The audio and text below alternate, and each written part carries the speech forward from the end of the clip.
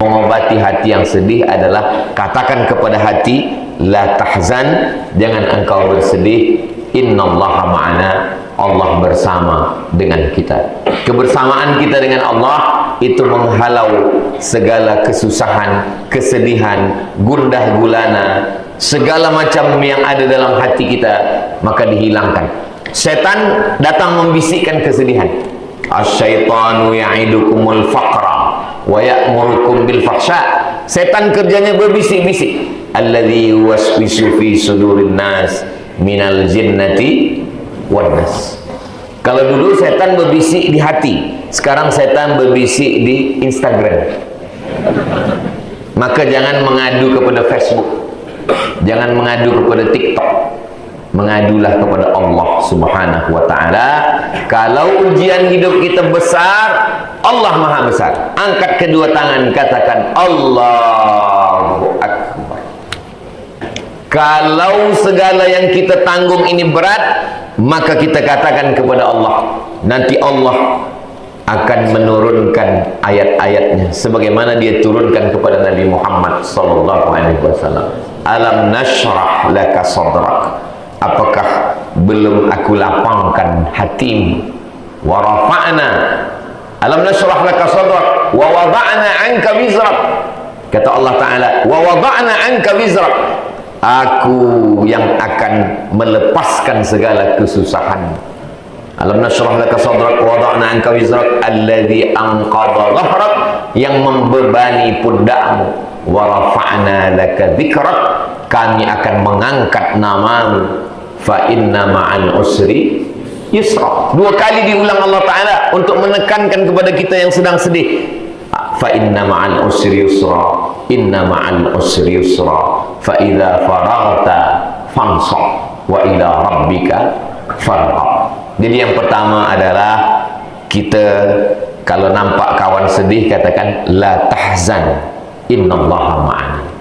Kalau tak ada kawan, kita sendiri terhadap diri kita, la tahzan, innallaha ma'ana. Makanya kita perlu berkawan-kawan. Kita nampak tanda-tanda kawan kita macam sedih, maka kita bagi tahu kepada dia, la tahzan, innallaha ma'ana. Bila kita sedih, kawan kita pula bagi tahu kita lagi, la tahzan, innallaha ma'ana. Itulah makna wa tawasaw bil haqq wa tawasaw bis sabr. Beza Nabi Muhammad dengan Nabi Musa alaihissalam. Nabi Muhammad SAW melihat kawan yang sedang sedih, maka Nabi bangkitkan semangat dia. Kata Nabi, la tahzan. Tapi ada kawan macam kawan Nabi Musa alaihissalam. Apa kata sahabat Nabi Musa? Bani Israel. Ketika Fir'aun mengejar dari belakang, di hadapan Laut Merah, kalau berhenti ditangkap pasukan Fir'aun, kalau terus tenggelam di Laut Merah. Maka saat itu apa kata Bani Israel? Inna lamudrakun, inna lamudrakun, nanti kita akan ditangkap Fir'aun ya Musa. Apa kata Nabi Musa? Kalla, tidak, inna ma'iya rabbi. Bercerita tentang air, Nabi Musa datang air. Kalla, kata Nabi Musa. Kalla, tidak, inna ma'iya rabbi sayahdin, bersamaku ada Allah. Cuba tengok beza cakap Nabi Musa dengan Nabi Muhammad SAW. Nabi Muhammad mengatakan innallaha ma'ana, Allah bersama kita. Innallaha ma'ana, Allah bersama kita. Tapi Nabi Musa tidak. Inna ma'iya, bersama saya. Nabi Muhammad mengatakan bersama kita, Nabi Musa mengatakan bersama saya. Kenapa beza ucapannya? Sebab kawan Nabi Muhammad takut. Bila nampak kawan kita takut, kita bagi tahu la tahzan, jangan sedih, jangan takut, Allah bersama kita. Bangkitkan semangatnya. Sedangkan kawan Nabi Musa, dia bukan takut, dia menakut-nakuti. Jadi kalau ada kawan kita, tengok dulu. Dia takut, dia sedih. Saya takut ni Ustaz Somad, saya sedih ni Ustaz Somad, saya susah hati ni Ustaz Somad. Innallaha ma'ana, Allah bersama kita. Tapi kalau kawan ni dia takut-takuti saya, Ustaz Somad, hati-hati Ustaz Somad, nampaknya Ustaz Somad ni maka saya akan katakan pada dia, kalla inna ma'iya rabbi sayahdin. Allah bersama saya, tidak bersama kamu. Jadi jenis sahabat kita ada dua. Yang pertama, sahabat yang sedih. Yang kedua, sahabat yang membuat kita sedih. Kalau sahabat yang sedang bersedih, kita bangkitkan semangatnya. Tapi kalau sahabat ini hanya membuat kita bersedih, maka kita katakan, bersama saya ada Allah. Insya Allah sahabat kita semua tidak ada yang sedih, semuanya bahagia karena Allah Subhanahu wa ta'ala. Itu yang pertama. Yang kedua,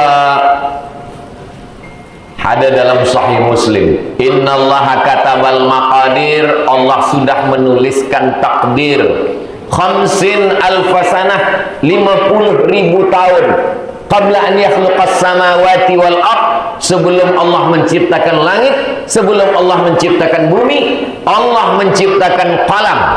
Qalam itu Allah bersumpah demi qalam, nun wal qalami wa ma yasturun, wa ma yasturun, qalam. Allah perintahkan kepada qalam, ya qalam uktub, lalu qalam pun menulis. Tempat menulis itu namanya lauh. Lauh papan. Papan ini dijaga malaikat, maka disebut dia dengan lauh mahfuz. Qalam pun menulis takdir bahwa Abdul Samad sedang memberikan tazkirah, tajuknya hadiah bagi hati yang bersedih di tutor. Sudah tertulis di lauhil mahfuz. Tak ada yang susah bagi Allah. Innama amruhu iza arada syai'an ayyaqula lahu kun fayakun. Yakinkan bahwa semua yang terjadi di dunia ini adalah sudah tertulis di lauhil mahfuz. Itulah yang akan meringankan, membahagiakan, menghilangkan kesusahan, kesedihan hati kita. Apapun yang terjadi sudah tertulis di lauhil mahfuz. Tapi, ini ada tapi. Banyak orang salah. Itulah sebabnya umat Islam ini mundur, sebab dia tidak berusaha, tak ada ikhtiar. Saya tidak mahu, sebab Abdul Samad bagi tazkir tentang semua sudah tertulis, lalu selepas ini jamaah balik ke rumah tidur, tak bekerja, tak mencari nafkah, tak masuk ke ofis, tak pergi ke kebun, tak pergi berniaga. Bila ditanya, datang isteri bertanya ke suami, abang tak pergi berniaga? Semua sudah tertulis. Itulah beza kita dengan kelompok sesat namanya Jabriyah. Jabriyah diambil dari kata jabr. Jabr artinya terpaksa. Hidup ini terpaksa, melalui takdir dengan terpaksa. Itu sesat, Jabriyah. Sedangkan kita adalah Ahlus Sunnah wal Jamaah. Imam Abul Hasan Al-Ash'ari, memang kita ikut takdir, tapi kita ada ikhtiar, ada usaha. Ini memang ditakdirkan air ini untuk saya. Memang sudah tertulis di lauhil mahfuz bahwa air ini punya saya. Tapi kalau saya tak ada ikhtiar untuk mendekatkannya ke mulut saya, apakah mungkin dia masuk? Tidak. Itulah makna al-kasbu wal ikhtiyar. Al-kasbu ada usaha, ada ikhtiar. Itu tadi ayat yang dibaca oleh Tuan Imam kita. La yukallifullahu nafsan illa wus'aha, laha ma kasabat wa 'alaiha maktasabat. Orang akan mendapatkan apa yang dia usahakan. Allah bagi saya telinga, Allah bagi saya mata, Allah bagi saya tangan, Allah bagi saya kaki, Allah bagi saya hati, Allah bagi saya pikiran. Maka saya diperintahkan Allah untuk berusaha. Ada al-kasbu wal ikhtiyar. Ini Ahlus Sunnah wal Jamaah. Sudah makan yang halal-halal, minum yang baik-baik, sudah sembahyang, sudah puasa, sudah ke masjid, sudah bersilaturahim, tiba-tiba datang penyakit. Maka saat itu yang boleh kita lakukan hanya berkata la haula wala quwwata illa billah. Tak boleh menolak takdir. Kita terima takdir Allah SWT. Tak boleh kita katakan, kenapa saya yang sakit? Kenapa bukan dia yang minum khamar? Kenapa dia yang tak sembahyang? Kita tak melawan Allah. Man lam yarda biqada'i, siapa yang tidak ridha menerima takdirku, walam yasbir bibalai, tidak sabar menerima balaku, falyatlub rabban siwaya, carilah Tuhan selain aku. Na'udzubillah. Maka pada saat itu kita hanya ridha menerima takdir Allah. Makanya sebelum matahari terbit, mulut kita sudah mengatakan raditu billahi rabba, aku ridha menerima semua takdir. Mudah-mudahan semua takdir yang baik-baik di Lauhil Mahfuz ditetapkan Allah untuk kita. Kalaupun ada takdir yang tak baik, dijauhkan Allah dari kita. Itu maka tadi doa kunut kita di ujung, Allahumma srif anna, ya Allah alihkan daripada kami semua malapetaka, bencana dan musibah. Kalau terjadi juga, maka saat itu kita berkata, aku ridha menerima segala takdirku ya Allah, maka itu baik menurut Allah. Asa an takrahu syai'a, boleh jadi engkau benci pada sesuatu, wa huwa khairul lakum, tapi dia baik bagi kamu. Asa an takrahu syai'a, boleh jadi kamu tak suka pada sesuatu, wa yaj'alallahu fihi khairan katsira, dijadikan Allah dalam peristiwa itu banyak kebaikan-kebaikan. Ada 3.000 orang ikut tes akan terbang ke bulan. Yang akan diterima hanya 10 orang saja. 3.000 orang ikut, dia dalam exam itu dia lulus, dia menang. 3.000. Selepas itu 3.000 jadi 300. 300 pun dia menang juga. Dari 300 ini menjadi 100. 100 itu pun dia menang juga. Dalam 100 itu menjadi 10, dia kalah. Ketika itu dia stres, dia depression. Selepas itu dia malu keluar rumah. Selepas itu dia malu jumpa orang. Dia rasa orang olok-olok dia. Awak dulu yang menang 3.300, 100 kalah sekarang. Selepas itu dia rasa tak sanggup melihat mata orang. Dia salahkan Tuhan. Dia katakan Tuhan tidak adil. Dia salahkan takdir semua. Akhirnya pada hari keberangkatan pesawat terbang yang akan pergi ke bulan, dia tonton television. Dia tonton, dia tengok yang akan berangkat ini tinggal 10 orang. Pada tak sampai 1 minit ketika pesawat terbangnya akan naik ke atas, pada hitungan seberapa second selepas itu pesawat itu meletup. Dia pun berterima kasih kepada Tuhan, untung saya tak lulus. Cuba kalau saya lulus, sudah meletup menjadi kebab. Di mana Ustaz baca buku ni? Buku ni saya baca ketika saya duduk kelas 2 sekolah madrasah sanawiyah. Ketika itu saya buka-buka, saya dapat buku kecil warna hijau, tulisannya cup chicken soup for the soul.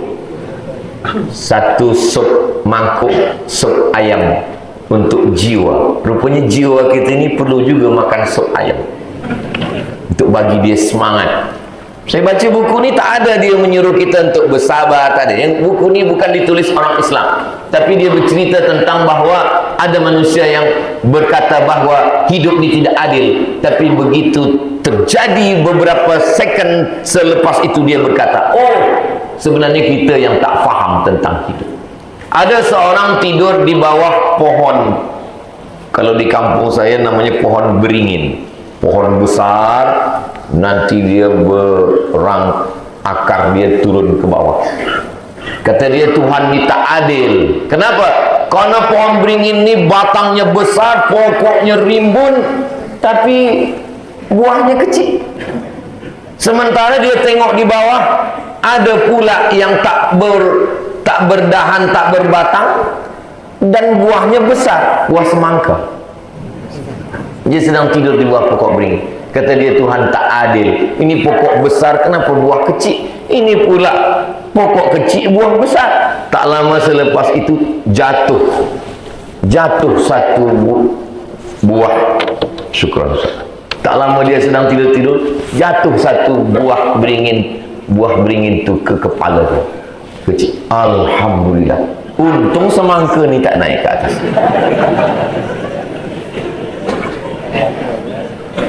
Cubalah tengok cara kita memandang sesuatu.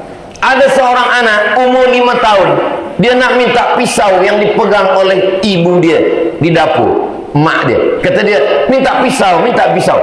Kata mak dia, jangan main pisau. Kata si anak, mak tak adil, tak sayang dengan saya. Padahal sebenarnya mak dia sedang sayanglah, maka dia tak bagi pisau.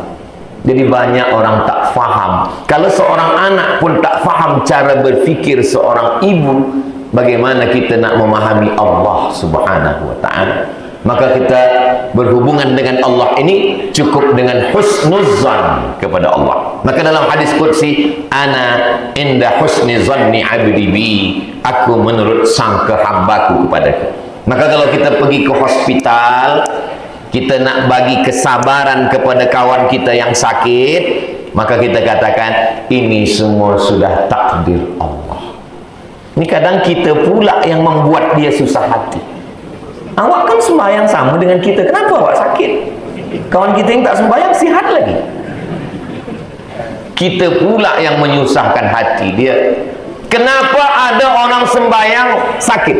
Kenapa orang tak sembahyang sihat? Kalau ada orang yang sembahyang sakit, mungkin dia ada dosa sikit, dosanya itu dihilangkan Allah dengan sakit, hatta yamshi 'alal ardi makanan alaihi khati'ah, sampai dia berjalan di atas muka bumi tak ada dosa sama sekali. Nanti bila dia mati, dia masuk ke surga. Kenapa orang yang minum khamar, maaf cakap berzina, berjudi, badannya sehat? Itu namanya istidraj.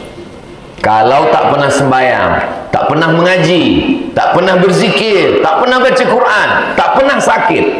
Fir'aun pun tak pernah sakit. Kita kalau dibagi Allah Subhanahu wa ta'ala, ada sakit-sakit sikit, ada 3 kemungkinan. Pertama, Allah hapuskan dosa. Kedua, Allah angkat darjah. Ketiga, sebenarnya kita menengok catatan amal sudah masuk surga, tapi amal kurang. Syarat masuk surga amal 1 kilogram. Misal, bila ditimbang amal kita baru 9 ons, kurang 1 lagi. Macam mana cara untuk melengkapkannya? Itulah makna ayat, innama yuwaffas sabiruna ajrahum bighairi hisab. Sesungguhnya orang yang sabar dibagi Allah balasan bighairi hisab, tidak dapat dihitung oleh hitungan manusia. Jadi yang pertama yang kita lakukan kepada diri kita, katakan la tahzan, jangan sedih, innallaha ma'ana, Allah bersama kita. Yang kedua, katakan qadarullah, ini semua sudah takdir Allah Subhanahu wa ta'ala. Jamaah komplain, saya berdoa kepada Allah dapat suami yang handsome, yang putih, mata biru, rambut macam rambut jagung. Tapi apa yang terjadi Ustaz? Cuba fikir elok-elok.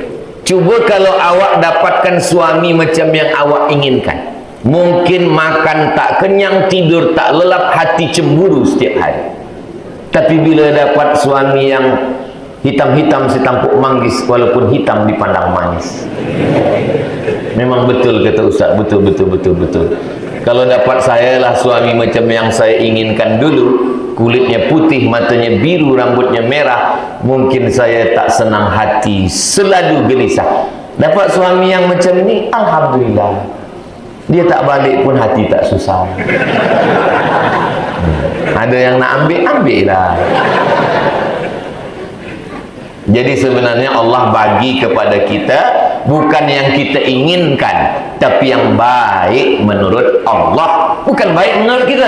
Tak semua yang baik menurut kita baik. Apa contoh? Minuman yang manis menurut kita baik, tapi tak baik. Yang baik itu adalah yang pahit. Yang pahit, jamu, yang pahit-pahit itu elok untuk badan kita. Yang manis-manis semua boleh jadi penyakit, diabetes, gula darah naik. Maka baik menurut Allah lah yang kita inginkan. Maka kalau berdoa, minta, ya Allah, kalau memang ini baik untuk saya, baik untuk agama saya, baik untuk diri saya, baik untuk akhirat saya, berikanlah. Tapi kalau ini tak baik, jauhkanlah dari saya. Begitu. Ini sekarang banyak orang ini berdoa, dia bukan meminta baik, tapi memaksa Allah. Belia-belia, pemuda-pemuda minta jodoh pada Allah. Ya Allah, kalau memang dia bukan jodohku, jadikan dia jodoh. Kalau memang dia dah ada jodoh, matikan jodohmu. Apa ya? Kalau memang dia baik untuk agama saya, dia boleh mendampingi saya dalam hidup senang dan susah. Kalau memang dia baik untuk anak-anak saya, dia akan menjadi ibu yang solihah, maka jadikanlah dia pendamping saya, bidadari surga yang kau kirimkan ya Allah. Tapi kalau belum, biasa orang yang berdoa romantik macam ni, dia rekod, streaming lagi. Kita berdoa kepada Allah Subhanahu wa taala supaya semua yang Allah bagikan pada kita ni kebaikan-kebaikan semua, insyaallah.